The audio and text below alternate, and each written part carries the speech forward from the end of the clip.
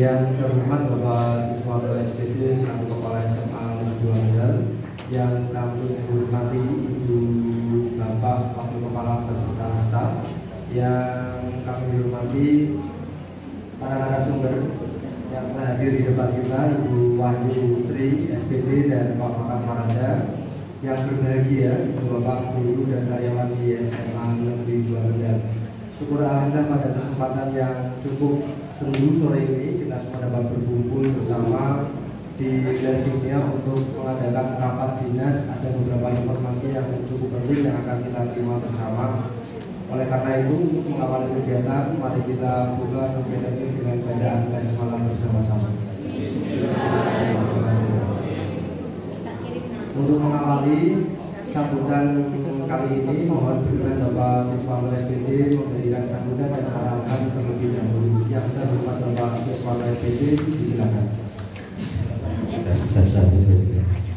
Assalamualaikum warahmatullahi wabarakatuh.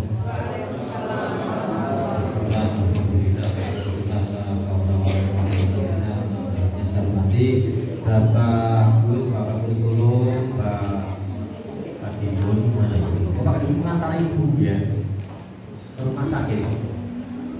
Yang saya hormati Ibu Ica di situ ya, Wakil Keseswaan. Yang saya hormati Pak Ibu Wakil Bu Mas, satunya lagi saya hormati Pak Gus ya, Pak Dimun, Bu Ica, Pak Gus. Yang saya hormati Bapak Ibu staf karyawan, hari ini alhamdulillah bisa kumpul di ruang ini dalam rangka dua agenda yang paling besar ya, yaitu satu tentang rencana P5 Bapak Ibu, di mana P5 tahun ini sudah tidak bisa pinjam rata, tidak bisa pinjam bagus kursi tenda, tidak bisa. Jadi formatnya mungkin kayak wisuda, kayak sidang skripsi ya, saya kelompok sidang mungkin seperti itu tanpa biaya, mungkin seperti itu mungkin ya Bapak Ibu, kali ingin seperti itu. Sidang kok dia kemarin budaya lokal, ya semua ayo budaya lokal apa mungkin gitu. Yang kedua bedanya Wahyu tentang budaya disiplin positif atau positif. Disiplin positif, disiplinnya orang disiplin seperti biasa. Ada anak telat sedang dipandang, itu belum positif. Dikental Pak Ses, belum positif ya, belum ya, belum. Ciumnya bunda, belum positif. Itu namanya disiplin agak unsur negatif ya. Bapak guru itu nanti yang isi dua, sebelah kanan saya dan sebelah kiri saya. Tapi saya akan berikan satu. Tolong Pak Har dan pengurus musola ini langsung untuk informasi selanjutnya akan disampaikan oleh Ibu Guru. Mohon berkenan yang kami hormati Bapak Dr. Agus Basuki MSI, disilakan.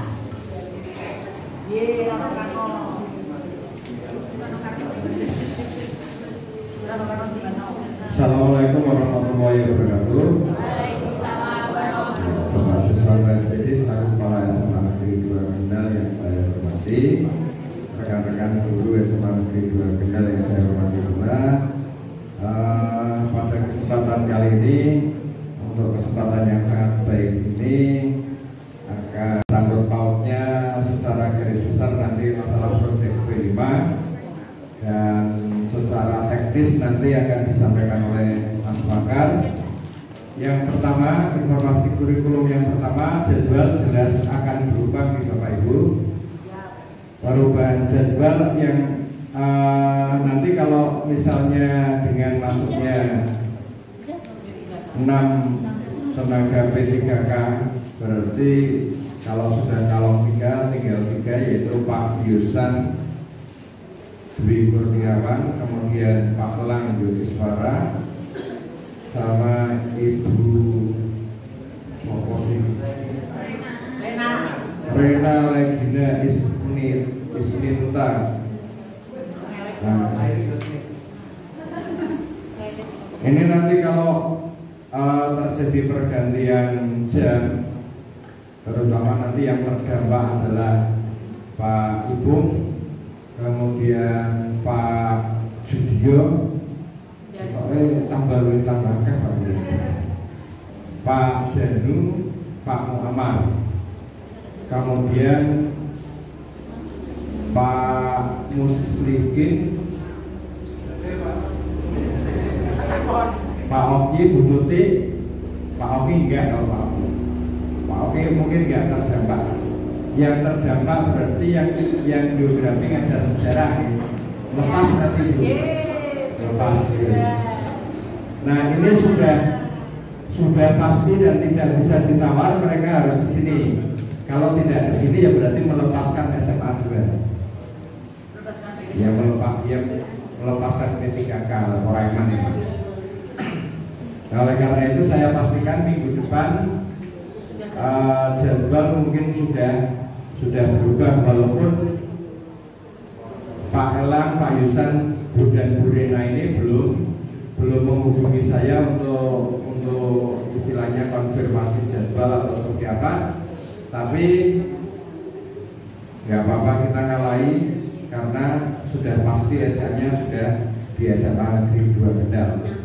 Nanti kalau ada masa sanggahan jilid kedua ya nggak tahu lagi. Masa sanggahan jelas, masa sanggahan jilid pertama gagal semua ya. Nah dengan datangnya beliau-beliau ini nanti jadwal akan berubah. Kemudian yang kedua, informasi yang kedua Bapak Ibu, agenda mengajar Bu Ani Kartikawati yang dipakai yang baru yang di share oleh Bu Ratna yang terbaru itu untuk tahun 2023-2024. Sementara panjenengan ngisi saja dulu, nanti hasilnya masih diolah karena itu dibutuhkan rumus. Yang penting sudah tercover dulu, maksudnya sudah terekam dulu. Mulai kalau bisa ya mulai dari minggu kemarin hasilnya.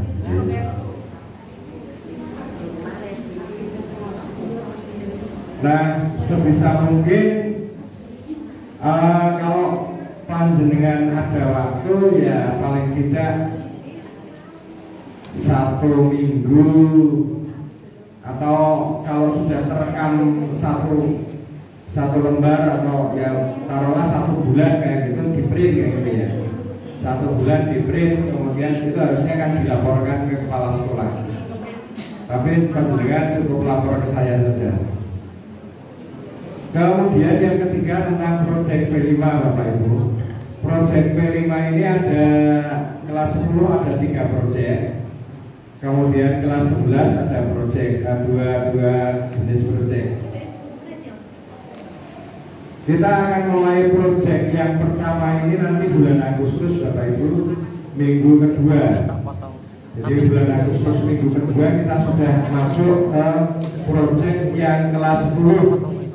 Proyek pertama yang akan membawa tema kewirausahaan, dan nanti yang mandigani adalah Mas Fakar dan teman-teman. Kemudian yang kelas 10 proyek yang kedua nanti berekayasa. Ini hubungannya dengan teknologi, koordinatornya adalah Pak Abdurrahman. Kemudian proyek ketiga suara demokrasi. Suara demokrasi Pak Roman yang kelas 10.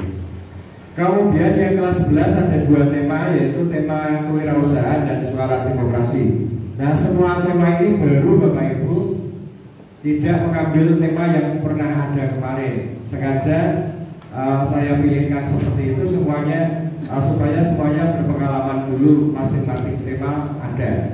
Sehingga kalau besok terjadi pengulangan atau siklus, maka kita tinggal ngambil gampang. Kemudian waktunya Bapak Ibu untuk proyek pertama ini khusus kelas 10 saja. Di bulan Agustus itu hanya ada 1 proyek kelas 10. Temanya kewirausahaan. Nanti pernak-perniknya secara teknis akan disampaikan oleh Mas Fakar. Kemudian proyek yang kedua yang berkaitan dengan HUT, ini menyongsong HUT juga. Temanya kelas 10 berekayasa terhadap teknologi demi NKRI. kemudian yang kelas 11 kewirausahaan. Nah, kenapa disepakati semacam ini? Sebab supaya di HUT itu nanti yang memeriahkan acara HUT dari unsur proyek P5 itu semakin beragam, berwarna-warni seperti pelangi nada. Ada berekayasa PKWU. Kemudian yang ketiga, suara demokrasi ini akan ada nanti di semester kedua. Nah, suara demokrasi ini waktunya tepat dengan satu, kemungkinan pilketos, kemudian yang kedua jelas pilpres. Tapi tidak dimaksudkan untuk mengkotak-kotakkan pada siswa pada pilihan-pilihan terus terjadi baku hantam jika masing-masing pilihan berbeda. Justru dengan adanya pendidikan suara demokrasi di SMA Negeri 2 Kendal yang disesuaikan waktunya dengan pilpres, diharapkan dapat memberikan pendidikan politik yang positif. Karena anak-anak itu rata-rata belum tahu biasanya. Ini ada pemilihan presiden, ini calonnya sama sih orang ngerti. Anies Baswedan ini sing kaya apa sih tidak tahu Bapak Ibu. Itu kan parah. Yang ngerti ini artis-artis kok. Karena yang dilihat di TikTok ya yang mampir di RGP-nya. Kalau nggak pernah buka politik ya RGP-nya orang politik. Kalau TikTok saya ya isinya politik semua sama musik semua. Nah itu nanti untuk proyek ini tidak seperti kemarin nih Bapak Ibu. Jadi jangan mengharapkan panjenengan nanti di proyek itu ada temennya, karena guru kita habis. Nah kalau tidak ada temennya berarti otomatis yang ngajar kelas di kelas itu nanti harus bisa menyajikan proyek. Nah itu nanti secara teknis akan diterangkan oleh Mas Fakar. Karena panduannya secara runtut ada Bapak Ibu, lewat modul itu ada. Jadi guru disuruh ngapain, siswa disuruh ngapain itu sudah tertulis secara rinci dan materi-materinya juga sudah ada. Dan supaya nggak bosan ya nanti jadwalnya saya atur seperti biasa. Jadi misalnya panjenengan ngajar jam 1-2 ya jam 1-2 itu tapi pelajarannya proyek, mengamati proyek. Kemudian jam 3-4 ganti guru masih tetap proyek. Ngaten nggih? Pak Juni aku ben ora jadwal ini. Nah, kemudian yang selanjutnya Bapak Ibu, perangkat pembelajaran yang berkaitan dengan tupoksi guru, yang berkaitan dengan pembayaran TPG dan pembayaran yang lain-lain seperti tunjangan jadi sama gubernur itu TPP itu sangat berkaitan dengan kinerja Bapak Ibu. Nah, kinerja kita akan ada waktu deadline-nya yaitu tanggal 18 Agustus. Di sistem masih terdapat kekeliruan, titelnya Pak Sis masih nah itu nanti monggo dari Mbak Mas Kanah itu bisa lapor ke kepegawaian atau ke adminnya supaya diperbarui. Sebagian mungkin sudah keluar.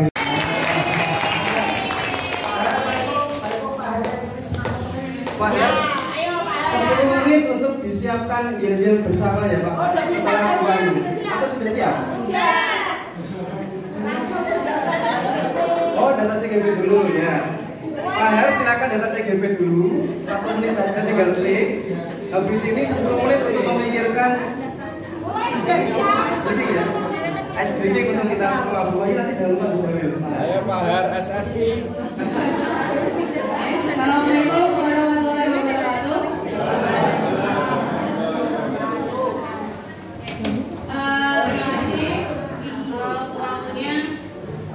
sebelum saya memulai diseminasi, coba Bapak Ibu angkat tangannya. Angkat kedua tangannya Bapak Ibu.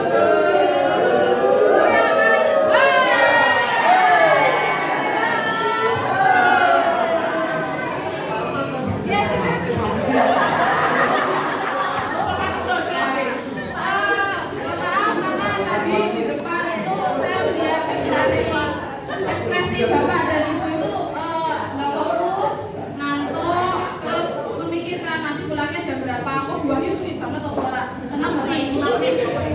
Saya nggak akan lama-lama. Mohon bantuannya saja. Dan ayo teman-teman ke-25 kita ikutan CDP angkatan 10. Serius, enak banget. Disamoni, tepuk tangan, guyon-guyon, ketemu dengan orang-orang satu kabupaten Kendal. Ya, ayo ya, langsung saja, oke.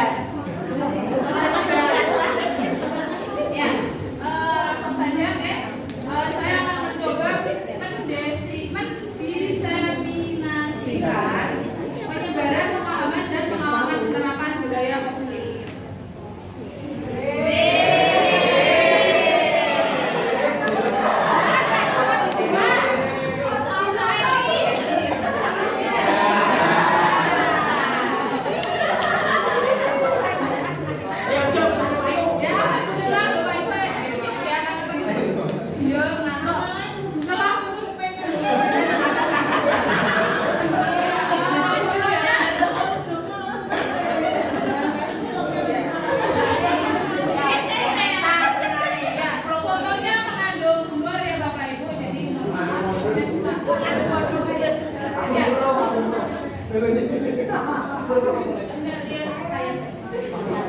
Ya, pertanyaan pematik.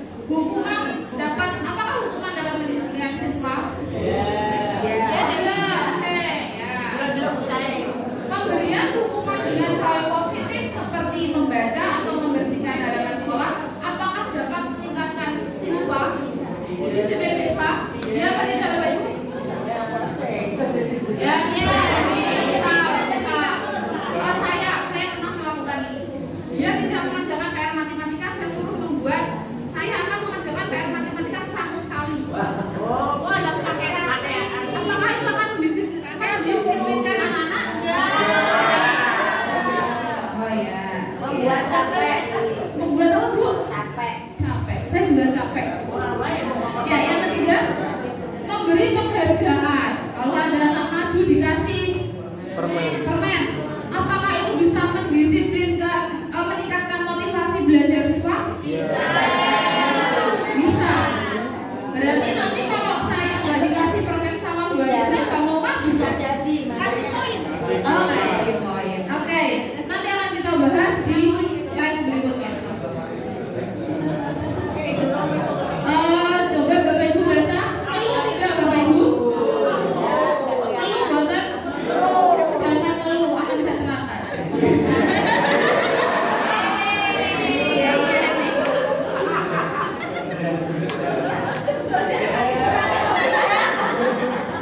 Ya, kalau itu semua diterangkan nanti kita siap. Jadi kita akan kembali disiplin. Jadi disiplin itu berasal dari bahasa Latin yang berarti belajar. Sedangkan kita semua biasanya menggunakan bahasa disiplin itu, oh bocah kok nggak disiplin, berarti dia negatif, gitu ya. Padahal menurut bahasa itu, bahasa Latin, disiplin yang artinya belajar. Disiplin membuat orang menggali potensinya menuju sebuah tujuan apa yang dia hargai. Dalam budaya kita, makna disiplin telah berubah menjadi sesuatu yang dilakukan seseorang pada orang lain untuk mendapat kepatuhan. Gitu? Kalau ada anak seperti ini, oh kamu tidak disiplin, oh kamu harus seperti ini. Seolah-olah itu ya kepatuhan seperti itu. Nah, kecenderunganmu adalah menghubungkan kata disiplin dengan ketidaknyamanan, bukan dengan apa yang kita hargai atau pencapaian suatu tujuan mulia.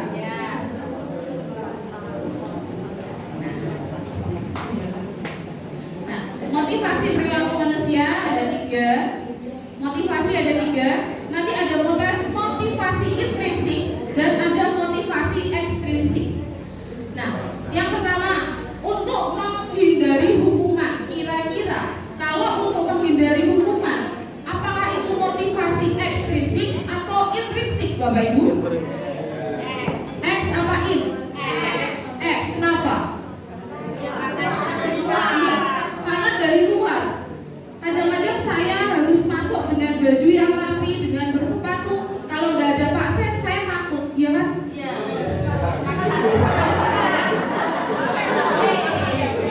Tapi kalau saya sadar dengan diri saya sendiri, maka saya dari rumah udah rapi, kemayu. Ya.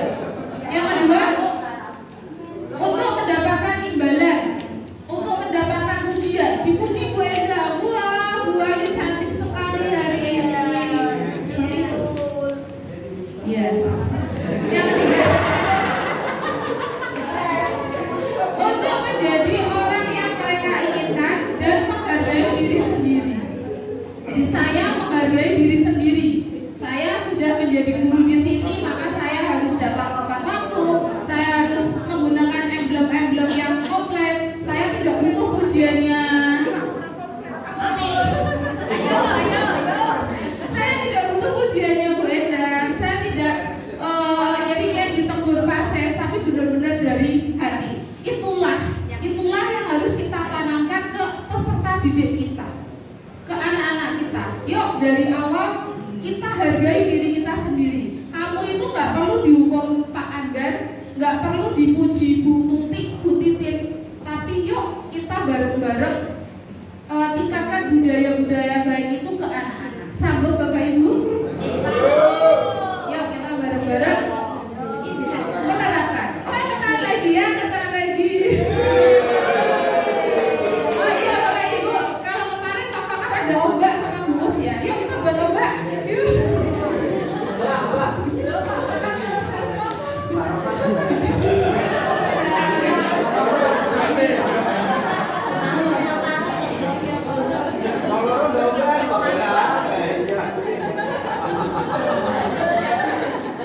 Jadi ternyata Bapak Ibu, tadi hukuman dan ujian itu ternyata kalau kita terapkan ke anak-anak justru kurang efektif. Karena anak-anak tergantung. Kalau saya nggak berbuat baik, saya nggak dikasih hadiah sama Bu Esti. Kalau saya berbuat yang jelek, saya nanti dihukum sama Bu Esti. Proses, ya. Walaupun itu proses, tapi kan itu ada dampak yang sebenarnya kurang efektif. Ya. Inilah motivasi yang harus kita tumbuhkan ke murid. Di mana murid-murid menghargai dirinya sendiri, dia menanamkan nilai-nilai kebaikan yang ada pada dirinya sendiri. Ya. Merdeka menurut Ki Hajar Dewantara, merdeka itu artinya tidak hanya terlepas dari perintah, akan tetapi juga cakap buat memerintah diri sendiri. Jadi dia atau anak-anak itu memerintah dirinya sendiri. Ayo, aku harus disiplin, aku harus begini, aku harus menaati peraturan dan lain-lain. Bapak Ibu pernah tidak ketika di kelas ada anak yang tiduran, ada anak yang ngobrol sendiri, ngobrol berdua, ada yang lari-larian, ada ngobrol sendiri ya.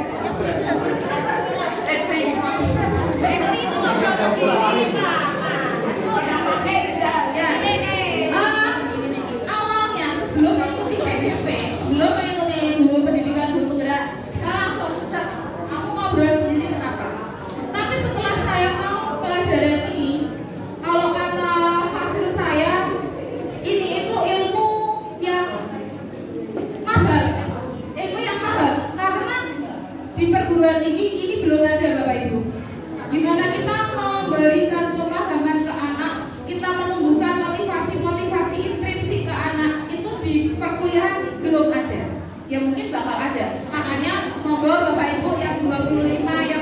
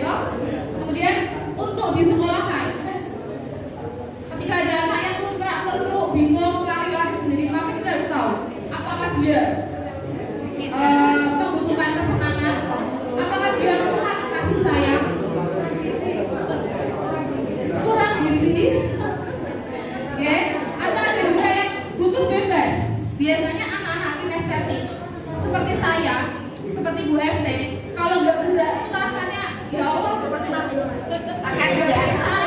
Tapi saya ngomong begini berat-berat sendiri karena nggak bisa saya diem.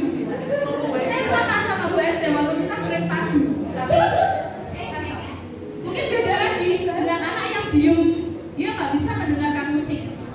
Maka ya anak yang diem itu kita lihat apakah dia ada masalah, dia kurang kasih sayang. Kemudian ada penguasaan itu kita lihat anak-anak yang memang misalnya Bu SD pinter ini, yuk kita lihat kok dia tuh ingin dipuji. Nah itulah maka kita harus tahu kebutuhan dasar manusia kita terapkan di kelas, di pembelajaran. Ada PR Bapak Ibu, tolong saya dibantu. Ada PR, tolong saya dibantu. 100 kali dalam buku saya tidak akan terlambat lagi. Apakah itu konsekuensi atau hukuman? Kenapa? Hukuman yang berkonsekuensi.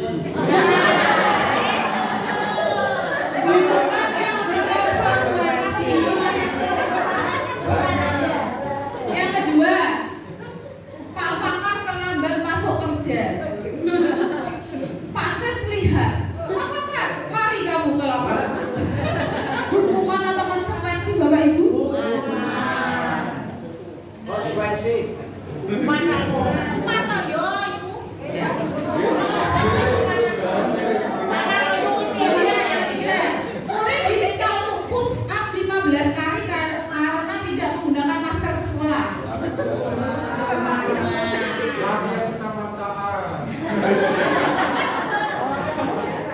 Menggantikan kertas tugas teman yang telah dicoret-coret.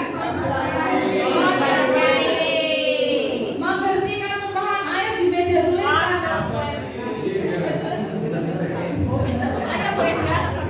Murid diminta untuk menggunakan sepatu seharian di sekolah karena tidak menggunakan sepatu hitam.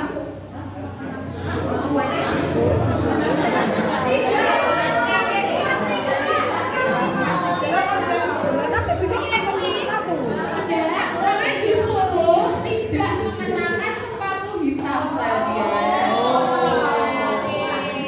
karena tidak menggunakan sepatu hitam. Hukuman apa konsekuensi? Hukuman.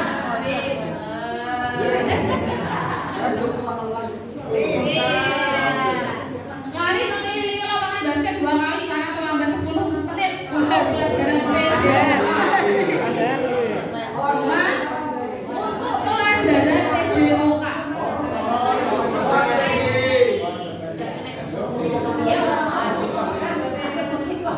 Ya. Aku remedi. Bapak Ibu sudah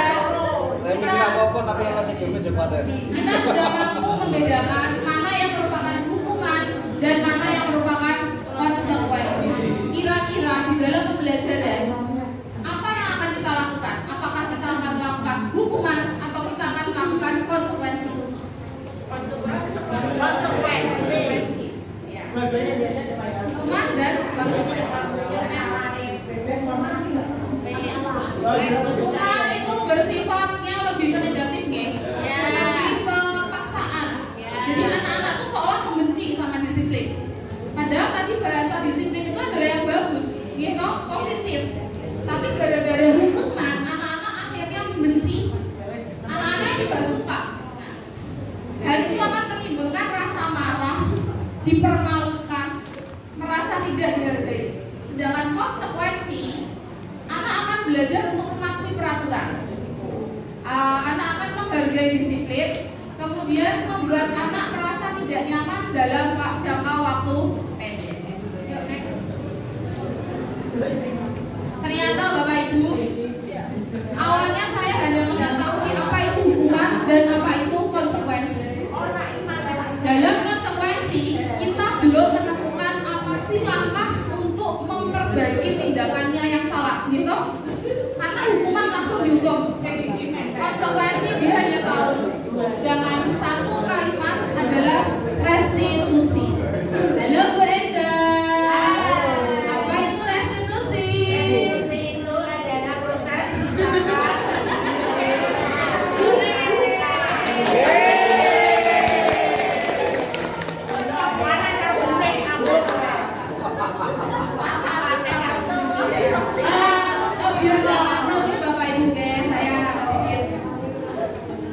Jadi dengan kita melakukan restitusi membantu murid untuk berpikir tentang apa yang harus dia lakukan setelah dia melakukan kesalahan. Dia punya pilihan. Apakah kamu mau memperbaiki atau tidak? Apa kamu akan melakukan hari ini atau kapan? Jadi anak-anak akan tahu untuk memperbaiki kesalahan mereka. Jadi besok kalau ada anak-anaknya yang melakukan kesalahan, yuk kita belajar menerapkan restitusi. Ya itu guys. Jadi langsung saja kalau hukuman langsung peraturannya apa? Kamu harus apa? Kalau konsekuensi apa peraturannya? Mampukah kamu melakukannya? Nah kalau restitusi apa yang kamu yakini? Apa yang bisa kamu lakukan untuk memperbaiki? Jadi di restitusi itu ada sesuatu yang membuat anak mengetahui apa salahnya dan apa yang harus dia perbaiki. Kalau konsekuensi dia sudah ya sudah. Tapi kalau restitusi ada jalan keluarnya dan itu tidak dilakukan oleh kita, tapi anak juga tahu. Jadi ada diskusi dua. Ini ya, ada ciri-ciri restitusi. Jadi restitusi itu tawaran. Jadi bukan paksaan kamu harus makan ini, kamu harus tidak, tapi diberi tawaran. Untuk ini cocok sekali Bu Titin, Bu Tuti, ayo ikutan karena ini tuh nyambung banget sama BK. Gitu, ketika ada anak yang melakukan kesalahan, kita bisa melakukan restitusi. Bukan hanya langsung memberi hukuman dengan hanya memberi konsekuensi, tapi kita restitusi.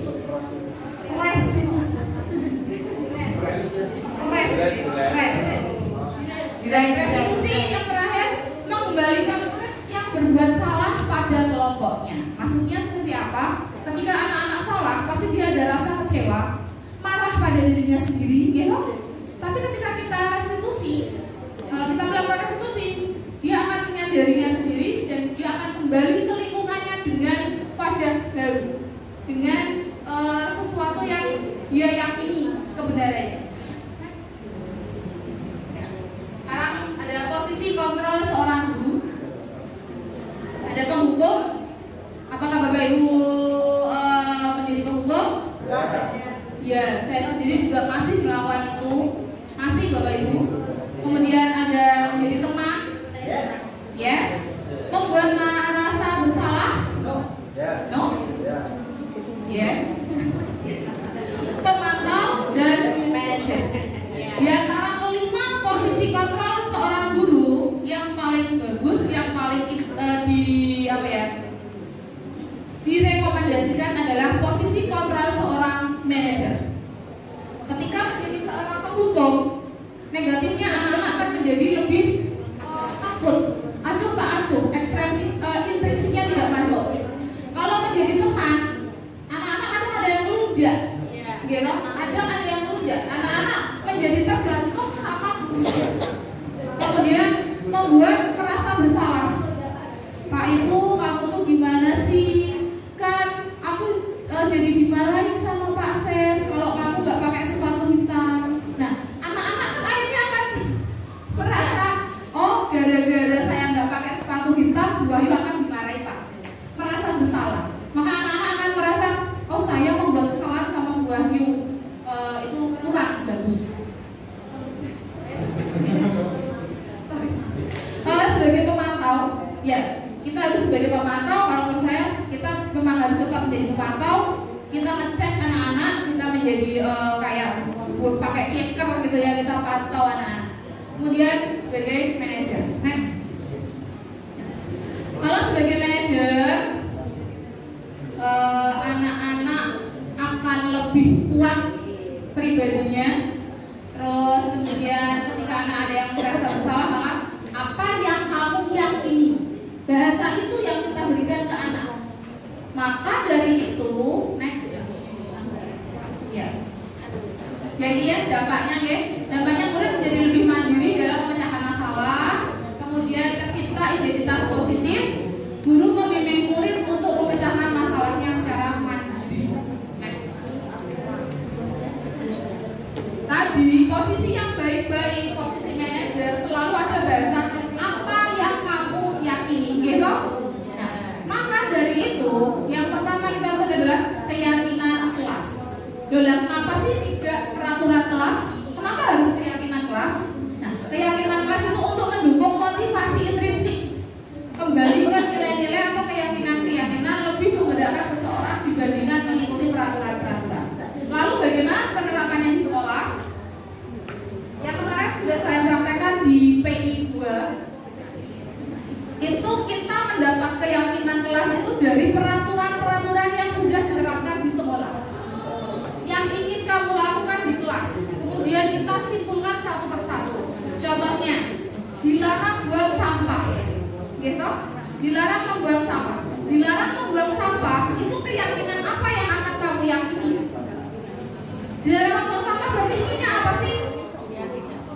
Inginnya apa kalau membuang sampah? Kebersihan. Ya, menjaga kebersihan. Maka keyakinan kelas itu adalah menjaga kebersihan. Wajib memakai helm, tidak boleh ngebut. Apa itu keyakinan kelas yang dapat kita dapatkan dari itu? Keselamatan.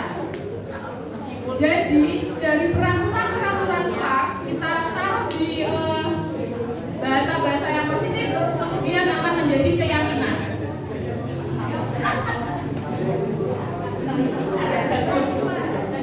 Ya, ini langkah-langkahnya ya Bapak Ibu. Langkah-langkah dalam menetapkan keyakinan kelas. Berdiskusi dulu bagi apa peraturan-peraturannya. Kemudian mengubah peraturan menjadi kalimat yang positif. Menyaring peraturan menjadi nilai kebajikan kayak tadi. Gunakan helm, tidak boleh ngebut. Kita saring menjadi keselamatan. Kemudian mendiskusikan mengenai gambaran perilaku yang mencerminkan perilaku yang menjelaskan keyakinan kelas. Dan yang terpenting berdiskusi mengenai peran. Jadi setelah kita buat keyakinan kelas, kita diskusikan peran siswa itu apa, peran guru itu apa. Jadi ini tidak berlaku hanya kepada murid, tapi berlaku secara dua arah. Kemudian kalau sudah selesai baru meninjau ulang keyakinan kelas dari waktu ke waktu. Nah ini contohnya tadi menggunakan kata yang halus dalam berbicara ketika di kelas. Kemudian cari keyakinannya. Keyakinan kelas yang disepakati adalah menghormati. Jadi kita menghormati ke sesama teman dan guru yang ada di dalam. Setelah kita melakukan keyakinan kelas, ada yang namanya segitiga restitusi. Segitiga restitusi. Ya. Restitusi. Tadi disiplin positif dengan kita sebagai guru harus menjadi seorang manajer. Kemudian kita juga harus bisa mengontrol siswa, melakukan keyakinan kelas, dan yang terakhir adalah melakukan segitiga restitusi. Jadi ketika ada anak yang salah, kita panggil secara individu, jangan dipanggil di kelas, karena itu akan menyakiti hati siswa. Panggil dia, kemudian kita stabilkan identitasnya. Setiap orang pasti punya kesalahan. Kamu bukan satu-satunya yang melakukan kesalahan. Itu kita menstabilkan identitas. Jadi anak akan terbuka sendiri untuk membuka diri. Kemudian ada validasi kebutuhan. Kita tanyakan alasan-alasannya kenapa dia berbuat salah. Kemudian ada yang tadi kita buat menanyakan keyakinan. Ini ada pengalaman pembelajaran praktek segitiga restitusi yang pernah saya terapkan setelah mempelajari modul ini, yaitu ketika ada beberapa murid yang datang terlambat masuk kelas dan ketika ada murid mengembalikan buku pinjaman perpus dalam keadaan yang sedikit rusak bahkan hilang. Saya sudah menerapkan segitiga restitusi ini di pembelajaran. Kemudian justru anak-anak sangat senang karena saya tidak langsung menjudge anak ini salah, tapi saya memberikan dia keleluasaan untuk memberikan alasan kenapa dia salah, memberi kesempatan anak untuk mencari solusi untuk memperbaiki kesalahannya.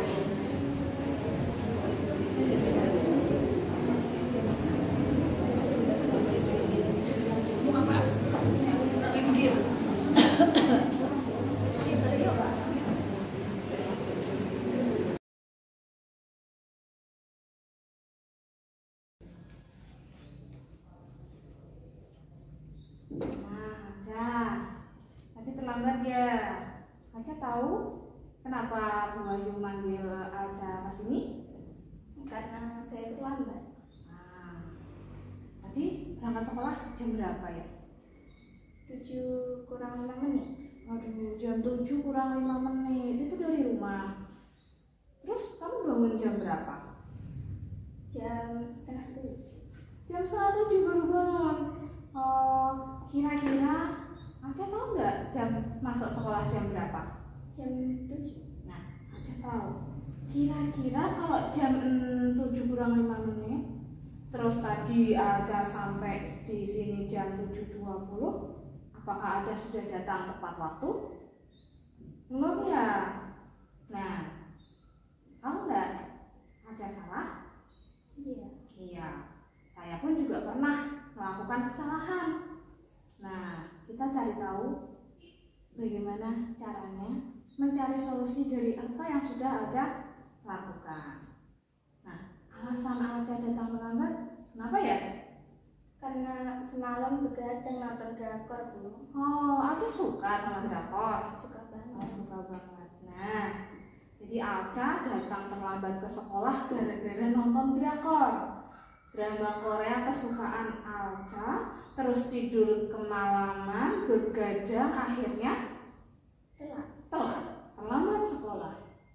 Kira-kira dari keyakinan kelas yang pernah kita lakukan, Aca ingat apa keyakinan kelasnya? Datang tepat waktu, menghormati guru dan teman. Nah, datang tepat waktu, terus menghormati guru dan teman.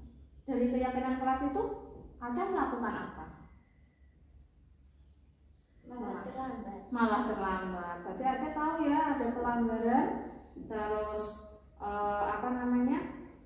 tadi jam 7 kurang 5 menit sampai sini 7.30. Berarti itu salah apa betul? Salah. Nah, untuk memperbaiki kesalahannya, kira-kira besok Aca mau gimana? Tidur tepat waktu. Terus kalau nonton drakor pas liburan aja biar nggak begadang. Ya, bagus ya. Berarti Aca paham, Aca sadar. Kapan mau dilaksanakan? Mulai hari ini. Oke, mulai hari ini Aca akan melaksanakan itu. Kemudian saya doakan mudah-mudahan kamu sukses, kamu berhasil melaksanakan itu. Besok tidak Terlambat lagi. Terima kasih. Tadi saya terlambat ke sekolah karena saya begadang nonton drakor. Saya sudah melanggar kesepakatan kelas. Kedepannya saya tidak akan mengulanginya lagi. Saya akan nonton atau begadang di liburan aja biar nggak telat sekolahnya lagi. Assalamualaikum Dina. Dina sehat? Alhamdulillah saya sehat. Dina tahu kenapa Bu Ayu manggil Dina ke perpustakaan? Bu Ayu paham kok. Setiap orang itu pasti punya kesalahan. Bahkan saya sendiri pun sering melakukan kesalahan. Iya kan?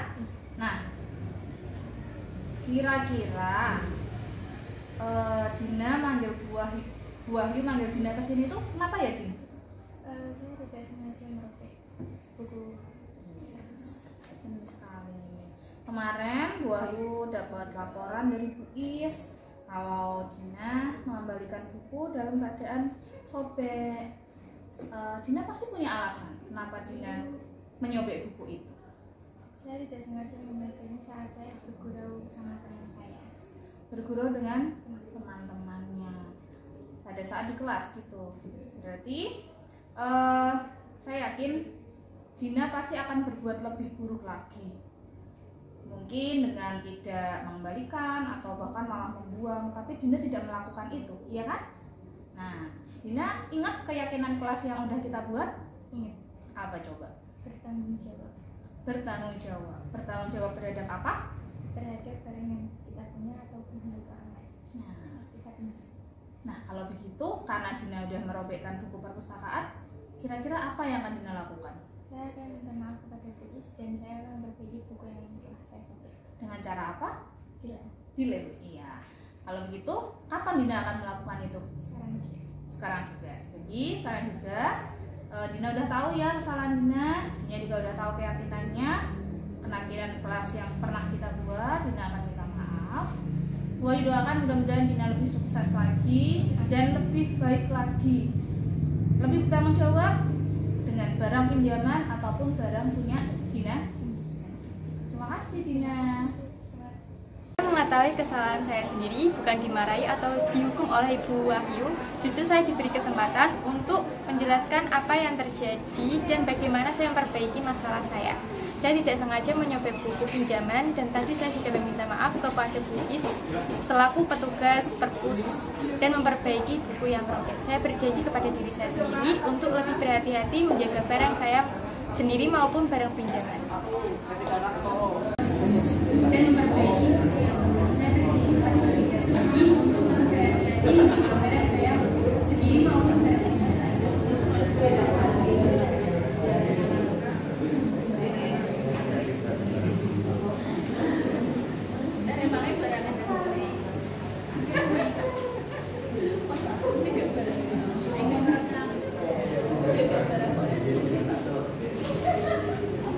Mengetahui kesalahan saya sendiri, bukan dimarahi atau dihukum oleh Ibu Wahyu. Justru saya diberi kesempatan untuk menjelaskan apa yang terjadi dan bagaimana saya memperbaiki masalah saya. Saya tidak sengaja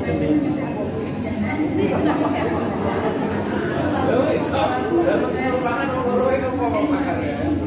Saya berjanji kepada diri saya sendiri untuk lebih berhati-hati menjaga barang saya sendiri maupun barang pinjaman. Karanina kelas 12 IPA 3 itu mengembalikan buku dalam keadaan rusak karena pada saat itu dia bermain di kelas dan kebetulan dia anak perwalian saya, pura-puranya ya, dia anak perwalian saya tidak langsung memarahi atau apa itu tidak, tapi saya panggil dia, ditanyakan dulu kenapa, terus saya juga memberikan pemahaman ke Nina bahwa setiap orang itu punya salah, yuk kita coba memperbaiki kesalahannya. Apa alasannya? Ternyata alasannya yaitu pada saat dia bermain bukunya sobek, lupa tidak dilakukan. Kemudian keyakinan kelas yang sudah diterapkan di kelas yaitu bertanggung jawab. Dia harus bertanggung jawab dengan apa yang dia miliki dan apa yang dia dulunya dipinjam dari buku perpustakaan. Dan ternyata hasilnya Nina lebih menyukai hal demikian. Dia tidak dimarahi, tapi dia diajak untuk mencari akar permasalahan dan untuk memperbaikinya sendiri. Jadi hal-hal penting yang dipelajari dalam menciptakan budaya positif yaitu melakukan kolaborasi antara sekolah dan orang tua murid, adanya komunikasi yang baik dalam pelaksanaan budaya positif baik di lingkungan sekolah maupun lingkungan keluarga dan masyarakat. Makanya Bapak Ibu, mari 25 teman-teman dan nanti yang parkir akan segera masuk ke angkatan 9. Kalau saya pikir dengan banyaknya teman-teman yang mengikuti PGP, maka kita akan lebih kuat dalam menerapkan budaya-budaya positif yang kita dapatkan dari pelajaran guru penggerak.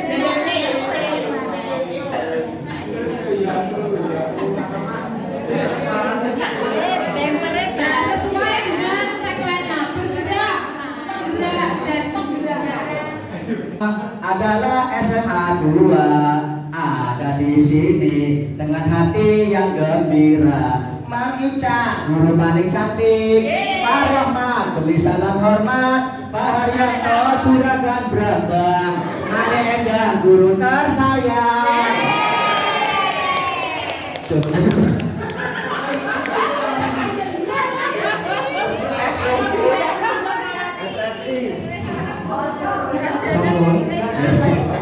Berikan tepuk tangan yang meriah untuk guru.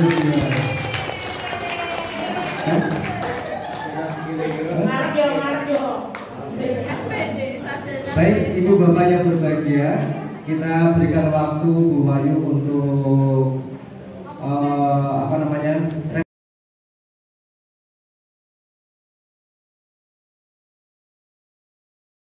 Bagaimana cara efektif atau contoh penerapan yang efektif dalam menumbuhkan budaya positif di sekolah? Pertanyaan pertama dari Bu Siti, kita lanjut dua lagi ya. Kita pertama ini, monggo yang lain. Bu Ike, monggo Bu Ike Nurjana. Bu.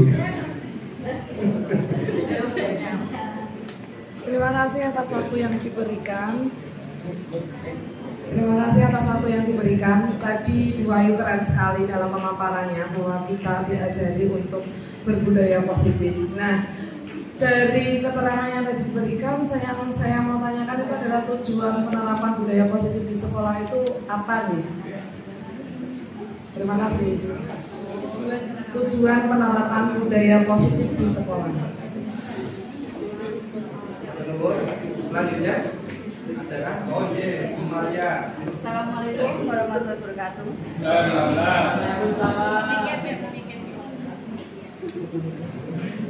Ya Bu Ayu, saya akan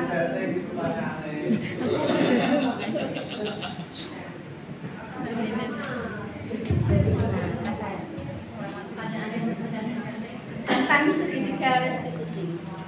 Tadi Bu Ayu sempat memaparkan tentang segitiga restitusi. Yang ingin saya tanyakan adalah apakah semua kasus pelanggaran murid selalu menggunakan segitiga restitusi dalam menyelesaikan masalah? Terima kasih. Assalamualaikum warahmatullahi wabarakatuh.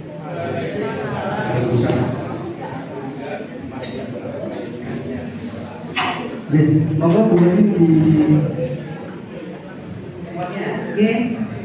Terima kasih untuk Bu Siti, Bu Ike, dan Bu Maria atas juga pertanyaannya.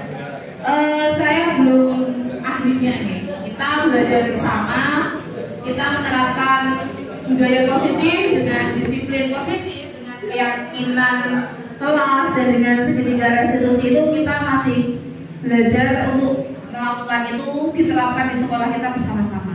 Kemudian untuk yang pertama, cara efektif menerapkan budaya positif.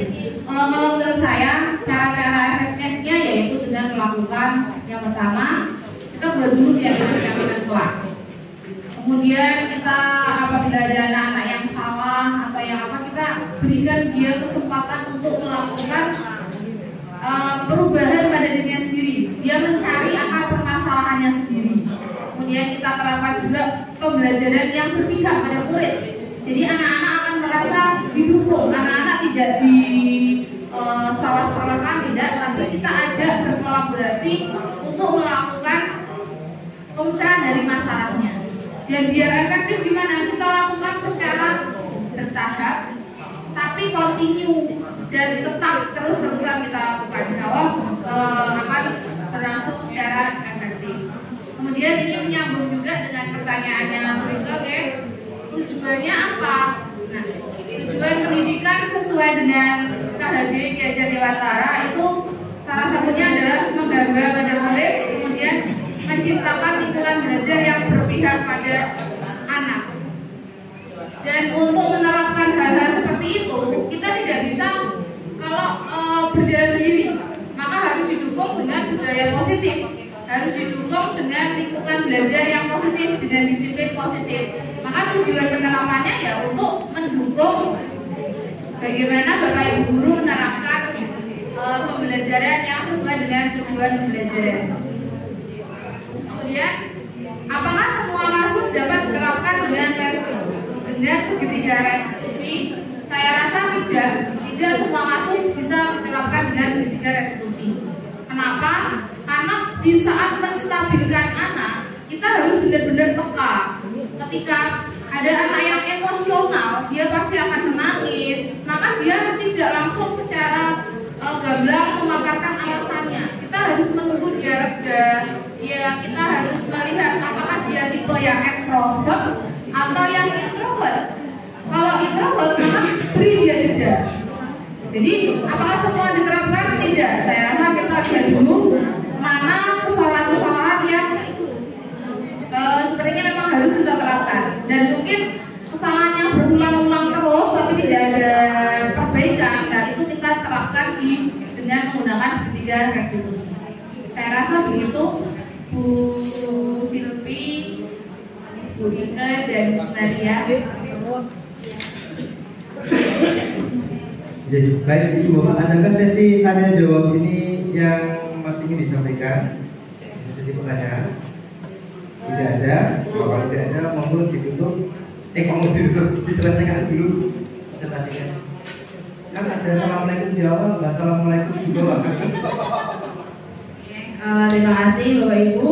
Demikian diseminasi menyebarkan pemahaman dan pengalaman penerapan budaya positif untuk mendukung tugas saya sebagai CGP Angkatan 8 di modul aksi nyata modul 1.4. Mudah-mudahan ini menjadi manfaat untuk kita semua, dan mudah-mudahan akan menarik minat bagi Bapak Ibu yang tercantum di dalam SK untuk masuk dan mendaftarkan diri menjadi CGP Angkatan 10. Terima kasih dari saya. Wabillahi taufiq wal hidayah. Wassalamualaikum warahmatullahi wabarakatuh. Waalaikumsalam warahmatullahi wabarakatuh. Baik, peserta yang mulia kebetulan sudah kita kali. Ibu Bapak yang berbahagia, di sesi akhir ada lain-lain masukan yang akan disampaikan, masih ada?